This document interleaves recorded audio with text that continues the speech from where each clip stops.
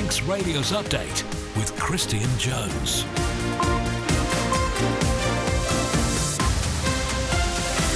£5 Friday the 20th of March. Faster my good afternoon. Cheers to Chris Quirk for the past couple of hours. I'm Christian Jones and welcome along to Update. 30 minutes of all the latest news, sport and travel compiled from the resources of Manx Radio's newsroom. On the way tonight, a local pharmacy says it's seen a rise in people contacting it as the UK continues to manage a meningitis outbreak. A local construction firm is calling for an urgent safety review after an HGV incident on a southern route. And the 5th Teddy's Trundle is taking place this weekend. All those stories and more, as usual, drop me a message if you want to say hello. Text WhatsApp to 166 177, email studio@manxradio.com.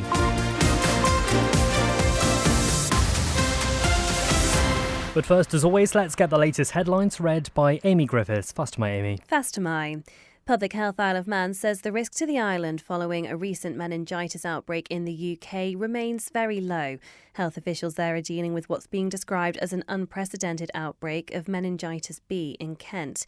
Pharmacist Nick Kay from Kingsley Mooti explains what symptoms we should be looking out for. High temperature, a fever, being sick, headache. And the one that we all sort of think about is the rash. It can rapidly escalate and reacting quickly is really important.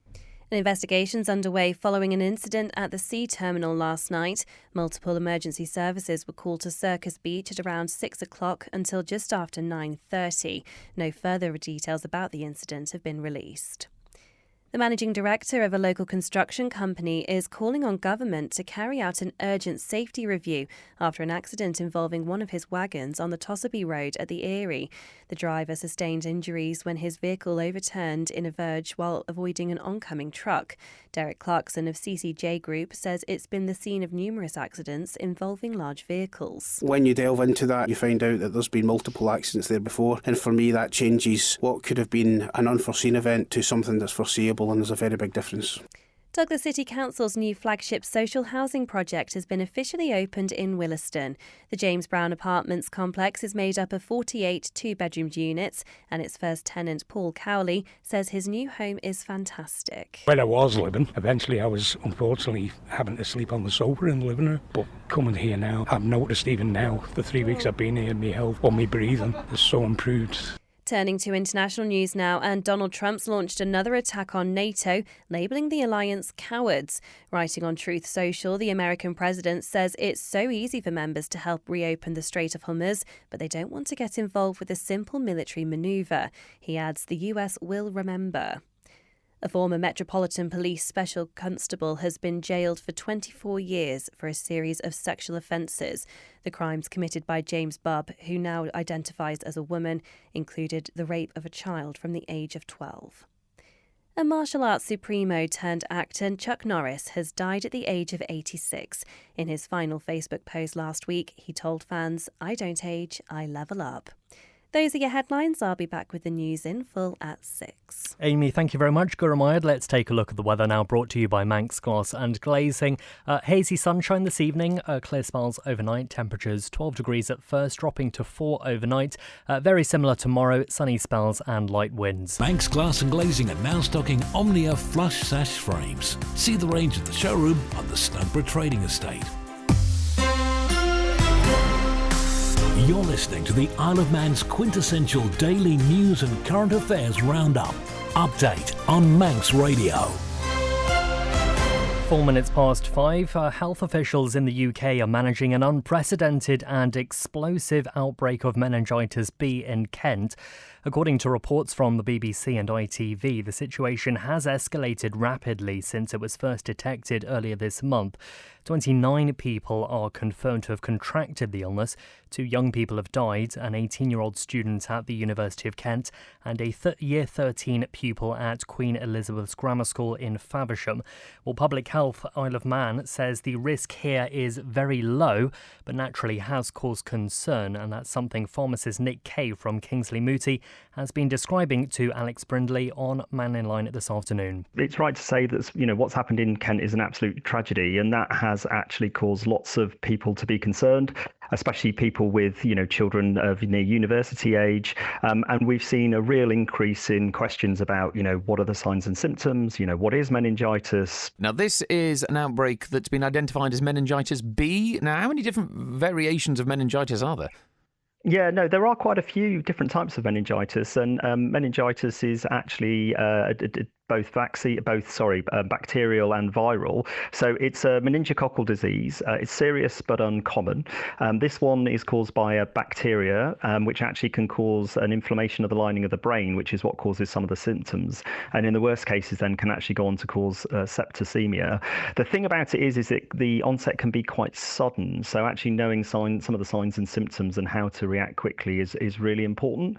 Like you say, there are different types of meningococcal bacteria, meningitis A, B, C, W, X, and Y. So this is a B outbreak, but it is serious if it goes wrong. And what sort of symptoms there? You mentioned obviously people need to be looking out for, and it can take hold quite quickly. What sort of symptoms would you advise people to be on the lookout for? Especially, I know we are quite a way away from Kent, but obviously generally in terms of meningitis, what should they look out for? Yeah, no, and this is one of the things with meningitis, because some of the symptoms are quite common. They can be mixed up with other things, but the things that you'd be looking for really is sort of a high temperature, a fever, being sick, headache. And the one that we all sort of think about is the rash. So we always talk about meningitis of having that rash where if you depress it down with a glass or something clear, it doesn't disappear. It's not a blanching rash. It's not a whitening rash. It stays there. And also that isn't always the case that it develops, but it is a really important feature to look out for. Other things, bit of a stiff neck, a real dislike of bright lights, sometimes even drowsiness and seizure. But like I say, one of the things that's some of those symptoms, they could be sometimes mistaken for cold, flu, or even a hangover in some cases. So, the advice is really, if yourself or a loved one does have any of those symptoms, then just keep an eye on them, because it can rapidly escalate, and reacting quickly is really important at that time. Nick Kay from Kingsley Mooti Pharmacy. A 56-year-old man has been given a suspended prison sentence after admitting drugs offences. Lewis Foster joins me with the details. Faster my Lewis, what can you tell us? What's happened here? Faster my Christian. So Ivan Music appeared before the Court of General Jail Delivery earlier today, having pleaded guilty to possession of cannabis and possession with intent to supply. The court was told a suspicious parcel intercepted on the 5th of March last year contained 570 grams of cannabis worth more than £10,000.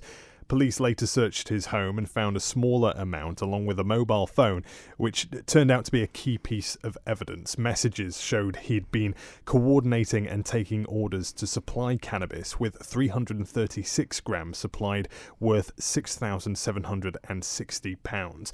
Deemster Graham Cook said a previous suspended sentence made this an aggravated breach, with prosecutors noting prior drug convictions dating back to 2023 when he was given another suspended prison sentence. So while he hadn't breached that sentence as the suspension had expired, it was close enough for the Deemster to factor it in. Okay, and on the defence, were there any mitigating factors here? The defence advocate said he was repaying a drug debt, but had shown evidence of rehabilitation, as he'd self-referred himself to the addiction charity Motivate and was the primary carer for his family. So the defence argued if he was given a custodial sentence, that could have detrimental implications on his family. The Deemster said 30 months in prison would have been appropriate, but instead imposed 12 months suspended for 18 months, telling him, "You are 56 years old and should know better," adding, "There must come a time when this has to stop." Lewis, thank you very much. You're listening to the Isle of Man's quintessential daily news and current affairs roundup. Update on Manx Radio. Now, most drivers will recognise the challenge of meeting oncoming traffic on a narrow road, but when does it become too narrow to use safely? Well, a local construction firm is now calling for an urgent safety review of a route in the south of the island after an incident involving one of its vehicles. A driver for the CCJ Group overturned into a roadside verge on Tossaby Road at the Erie last Thursday while trying to avoid an oncoming lorry. The The managing director of the firm, Derek Clarkson, has since submitted a report to the Department of Infrastructure and has been speaking to Simon Richardson. The driver is now back at work, which is fantastic. I have to say, a very stressful event. I can only imagine what it's like going through that situation. But we gave him a lot of support, and yes, back at work, and it's a little bit bruised, but fitting well. That's good news, and of course it could have been so much worse. You've been concerned about the roads in this area for some time. Do you believe, in some respects, this was an accident waiting to happen? Well, really, obviously, when you turn up at an incident like that, there's lots of things go through your head. First of all, the safety of your driver. You look at the vehicle, you look at the surrounding conditions. There's lots of factors with a heavy goods vehicle, which are fitted with telematics in our vehicles in terms of, measuring braking, measuring speed, etc. The weight that was in the wagon as well, in terms of payload. Was there any defects with the vehicle? Was there anything that happened with the driver? So there's lots of factors, and one of those factors principally was the road, the condition of the road, and some of the issues that I had seen. And then when you delve into that and you meet various other professionals through the situation, you find out that there's been multiple accidents there before. And for me, that changes what could have been an unforeseen event to something that's foreseeable, and there's a very big difference. And what are the issues as you see them with this particular area? So there's been several accidents before there, and you'll see I've referred to them before. There was recently a concrete wagon that was in the exact same spot that was quite a serious incident and took the telegraph pole. We do know that there was a Gleister haulage vehicle many years ago in the same place. We know there was a JCK Limited wagon in that location in the same place, and unfortunately ourselves have suffered the same. There is a Manx Utilities pole on the corner of the bend, which is quite close to the corner of the road. That's on the bend, which causes the approaching driver of another vehicle to take a wider line. The centre line in the road is at its narrowest point at that bend. The other wagon coming the other way takes evasive action, and then it hits a verge. The verge, there's no narrow road signs, there's no verge masters, there's no supported infill to the ditch, there's no soft verge signs. And the minute that vehicle has unfortunately had to travel slightly onto the grass, the tarmac edge falls away sharply, and at that point the wagon has no ability to recover and get back onto the road. That's the Managing Director Derek Clarkson for the CCJ Group. Well, we have approached the Department of Infrastructure for a comment, and it says as the incident is currently subject to a police investigation, it's not able to comment at this time. 12 minutes past 5, it's hoped a new information centre based at Nobles Hospital will help improve the lives of those living with eye conditions and sight loss and their families. The Integrated Site Support and Resource Hub, based in the former Macmillan Room in the foyer, was officially opened this morning by Dr Janet Gray. It'll see Manx Care work in conjunction with Sight Matters to support patients in a welcoming environment. Siobhan Fletcher sat down with the healthcare body's Eye Care Liaison Officer, Leslie Hangerton, to find out more. What makes this hub so important is that it offers something we didn't have before, a dedicated, private and welcoming space. It allows us to display equipment like magnifiers, provide easy access to leaflets and booklets, and most importantly, offer a quiet place where people can talk openly and get the support they need. My role is to provide a person-centred service to people of all ages who are impacted by sight loss. That includes sharing eye health information, not just with patients, but also with their families, friends and carers, because sight loss affects more than just the individual. I also act as a key link between the hospital, Sight Matters and wider social and community services. That connection is vital to make sure people across the island are supported in a joined up and meaningful way. I'm incredibly grateful to the Sight Matters team for their support. They've helped provide equipment such as magnifiers and talking clocks, and they also run a low vision clinic that patients can be referred to for specialist assessments. Manx Radio Travel, serviced by Quayside Tyres. Well, let's take a look on the roads to begin with. Of course, the Old Castletown Road at the White Toe is one way for traffic heading into Douglas. Traffic heading away from Douglas will still need to go via Quarterbridge. That road is due to be fully reopened on Wednesday. Obviously, a gentle reminder that the temporary lights remain in place at the bottom of Quake Hill. Elsewhere in Braddon, temporary lights on Cull Road near the business park, also on Braddon Road just up from Braddon Bridge. In Peel, there are temporary lights at the top of Derby Road between the swimming pool and the Ballaquain Road, and over in Castletown, temporary lights between King Bills and the airport for water main works. Obviously, something we've been speaking about a lot. In Douglas this evening, Loch Promenade will be closed between 7 and 8 o'clock for the Douglas Drone Show. There'll also be some parking restrictions in place, so if you want to find out more about that, then head on over to manxradio.com for more details. Down at the steam packet, all looking good there. Over at the airport on the arrivals board, the 350 EasyJet from Manchester, that's delayed, not due to be in until 25 to 6. On the departures board, of course, the 430 EasyJet back to Manchester won't be leaving the island until at least 10 past 6 instead. Manx Radio Travel, driven by Quayside, 664417. Head to Quayside Tyres and Service Centre on South Quay Industrial Estate. Quayside. You're listening to the Isle of Man's quintessential daily news and current affairs roundup. Update on Manx Radio. Now, this week marks Neurodiversity Celebration Week. It's a worldwide initiative designed to challenge stereotypes and misconceptions about neurological differences, and the Isle of Man will be marking it in its own way. Lewis Foster has this report. In simple terms, the word neurodivergent is used to describe someone whose brain develops or works differently for some reason.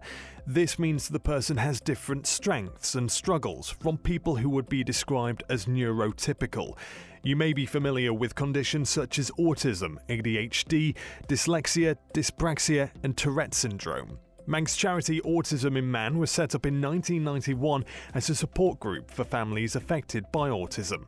Carol Williams from the charity spent many years as a teacher working with neurodivergent children. I think a lot of people are scared of the word autism because I think they think, I don't want a label and all of that.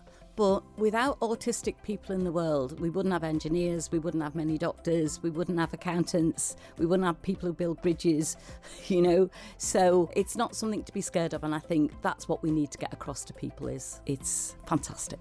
Well, to mark Neurodiversity Celebration Week, an event is being held at Kensington Arts in Douglas this weekend. Young people and their families are being invited down to the centre on Kensington Road tomorrow to try out a variety of different workshops and taster sessions exploring mediums from the visual arts to the performing arts. They say the day will offer a chance to explore creativity and self-expression in a fun and supportive environment. Emma Goodson is the venue's creative development coordinator. Yeah, it's open to everyone, so this is a celebration of the diversity of the way us humans work and our brains work, and the many ways that we can be creative. We're taking this opportunity to kind of highlight neurodiversity and neurodivergence. It's for everyone. We're just taking this opportunity to open the doors and make an event of it. In the evening, there'll be a live panel discussion featuring, among others, Manx artist Jade Boylan. The idea of the panel is that we're going to be sharing our own stories and a bit of insight about specifically creativity and neurodiversity. There's often a lot of misconceptions that neurodivergent people maybe aren't as creative, or maybe they're a little bit more rigid thinkers, or maybe, there's that old misconception of everyone's really good at maths if you're autistic. That's not the case for everyone at all, and we've often found that actually neurodivergent minds can be more creative and produce some really incredible work. Tomorrow's event gets underway at 11 o'clock. You can find out more details via kensingtonarts.im. Lewis Foster there with that report. Now, the 5th Teddy's Trundle takes place this weekend. Islanders are set to take part in the annual charity walk from Peel to Douglas. The 21-kilometre event is organised by Charlie and Ollie Dimlow in celebration of their 4-year-old son, Teddy, who has Down syndrome. Since it began, the fundraiser has raised around £27,000 for charity. Well, Charlie's been telling Amy Griffiths more about the walk and about Teddy himself. He is full of personality and cheekiness and is extremely determined. And really, he's just changed our perspective on what's really important and taught us a little bit more in the moment. Teddy's Trundle is a community walk, an awareness event, and it was started soon after we got the diagnosis that Teddy had Down syndrome and he was 8 weeks old. And at that time, we'd experienced quite a negative, outdated, not very supportive atmosphere. And so we wanted to change that for other families. We wanted to help raise money for charities that are out there already doing that and changing the narrative. And it's just grown into something that's now really positive, inclusive. Originally it was more about telling a different story, but it's just become so much bigger than that now. And is it reassuring to be able to see how much attitudes have changed in that time? Absolutely. I think every year, every news story that comes out, the narrative is completely changing, worldwide. And I think what is incredibly amazing is for such a small island, we do have a Down syndrome community over here. We're in the very start of that community, the younger ages, the families who are just finding out, and there is a thriving community over here. And what we're trying to do is really hit that early stage where we want to ensure that that narrative has been given in such a positive light. Well, that's Charlie Dimlow speaking to Amy Griffiths there. And of course, if you want to take part, 9:15 at the Kipper Factory in Peel for the main walk, 1:30 at the Sea Terminal for the shorter Tiny Trundle. Now, a flagship Douglas City Council social housing project has been officially opened in Williston by the Mayor, Councillor Stephen Crellin. It's named the James Brown Apartments Complex and is made up of 48 two-bedroomed units built to the latest environmental standards and fitted with air source heat pumps. Simon Richardson was there this morning and has this report. The building's named after James Brown, the founder of the Isle of Man Times newspaper in 1861, and a pivotal political figure who successfully campaigned for the House of Keys to be democratically elected. Modern-day members of the Brown family were in attendance at the opening ceremony, as was the building's first tenant, Paul Cowley. Absolutely fantastic, yeah. I've been a painter and decorator all my life, but unfortunately I've got irreversible lung damage now through doing my job all life. So I'm in a kind of position where I can't work anymore because of my breathing, my health. But where I was living, I had water ingress coming through my living room. The bedroom I had in the flat was mouldy, so I couldn't. So eventually I was unfortunately having to sleep on the sofa in the living room and paying a high kind of rent the private sector is at the moment. The Brown family told me the naming of the apartments after their ancestor was a great honour. I spoke to Chris Brown, who travelled over from Ireland, and local family members Judy and Simon. Christopher, you're from obviously from the Isle of Man, but you come over from Ireland especially for the occasion. That's correct, yes. We flew in yesterday. We're really enjoying being here. I'm very proud of our forefather and this wonderful occasion, and we've been made very welcome. It is quite an impressive building, isn't it? Oh, it's fantastic. We're going to have a look inside, and we've been impressed by the energy efficiency that we're hearing about, and the opportunity for a lot of people to get a place to live is very, very important. So, Simon, obviously you live on the island. I know you well from past yes, we've worked together many times. The building itself, I mean, you've been around, obviously watched it coming from the start effectively. When did you find out that it was going to be named after the family? A couple of months ago, really, I think. And I drove past it and saw the name up there, and we looked into it. So, so we're all very, very proud and pleased. And of course, in the old Weekly Times, we used to go up and down the stairs, and his portrait was at the top of the stairs. Yeah. Like most people in the family, a lot of us stayed in the printing trade. I was a printer, father was a journalist. So yes, this has gone down the family line. Judy, another member of the family, of course, Judy Cross now. Yeah. What's your opinion of what you've seen this morning? I'm very impressed with the building, and it'd be great. I've heard people who've gone to move in speak on Manx Radio, and they're very happy about it, which is great. Simon Richardson with that report. Sport up next. Get the full story. Tune in to Manx Radio's newscast for in-depth interviews behind the headlines. Find the newscast now at manxradio.com or your usual podcast provider. Now, this weekend marks the start of the 2026 Andros Racing Association Race Championships in the north of the island. The first competitive action at Derby Airfield gets underway on Sunday morning, and the ARA Secretary Neil Champion says there's already good demand to take part heart this season. Pretty much pent up. It always feels like a long winter. Actually, our season's has already started, really. We had a test day 2 weeks ago, which was really well subscribed. I think something like 45, knocking on 50 riders out there just checking their bikes for the winter. Some people have got new bikes. Some people have had their bikes completely in bits and back together again. Some people haven't touched their bikes but wanting to give them a run to make sure they're all right. So, yeah, it was actually a really good day. Lovely weather. This weekend coming is our first full race weekend. Test day on Saturday and then a full programme of races on Sunday. So you've already mentioned a couple of numbers there who took part in the test sessions. In terms of those numbers,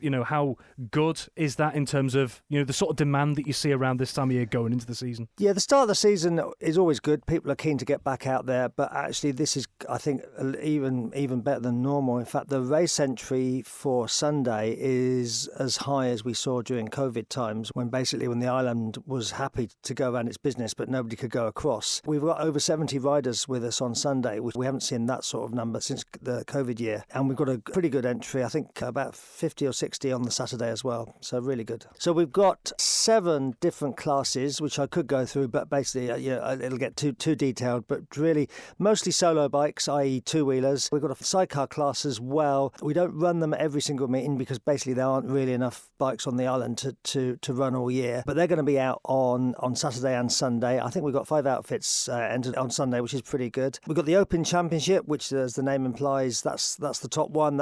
You can run anything as fast as you like there. Post-classic class, we've got something for twins, the CB500s. And also, for the up-and-coming riders, we've got the Novice and Clubman. This year, we're splitting that in 2 because it's really well subscribed. So we're having an A and B race for that class as well. Well, let's stay with sports, brought to you by The Print Shed. Rob Pritchard joins me now. Fast to my Rob, what's the latest? Fast to my. Well, first tonight, a huge ECAP FA Cup semi-final clash between the current top 2 men's sides in Manx football is among the pick of the ties heading into this weekend's latest Isle of Man football fixtures.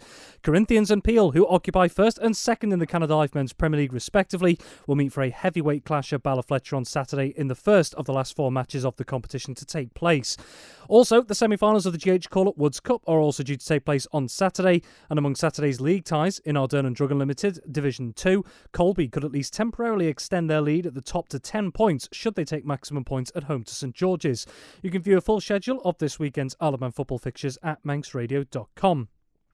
Elsewhere in football, FC Isle of Man will be hoping to bounce back from consecutive home defeats when they host Cheadle Town in the NWCFL Premier Division this weekend. The Manx side would mathematically secure their place in the division for next season if they avoid defeat against their latest opponents. FC Isle of Man versus Cheadle Town takes place at the Bowl in Douglas tomorrow night, kicking off at 6 p.m, and Manx Radio will be bringing you full live match commentary on our DAB and AM 1368 channels. Meanwhile, in rugby, Douglas face an important trip in Regional 2 Northwest this weekend as they face playoff rivals Widnes on Saturday afternoon, with both teams sitting 5th and 6th in the table respectively. Both Vagabonds teams are also in action tomorrow. Vagabonds men host Conan Nelson in Counties 3 ADM Lancashire and Cheshire's Minor Conference League, whilst Vagabonds ladies are on the road at Alwinians in Women's NC2 North South.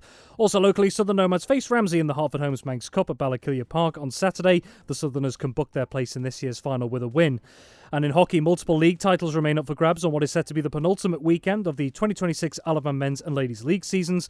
Among those still up for grabs is the Ladies Premier League, where Castletown A could make it back-to-back top-flight successes if they beat Vikings A, and nearest challengers Valkyries A lose out against Castletown B. Good reminder. Thank you very much for that, Rob. Well, that is it for Update this week. Thanks very much to newsreader Amy Griffiths. Rob is up next with Friday Sports. Chris Kinley has greatest hits after that.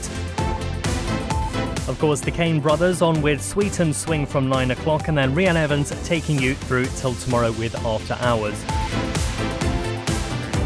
Have a good weekend. Beth is back with you next week, so until next time, take care. Bye-bye for now.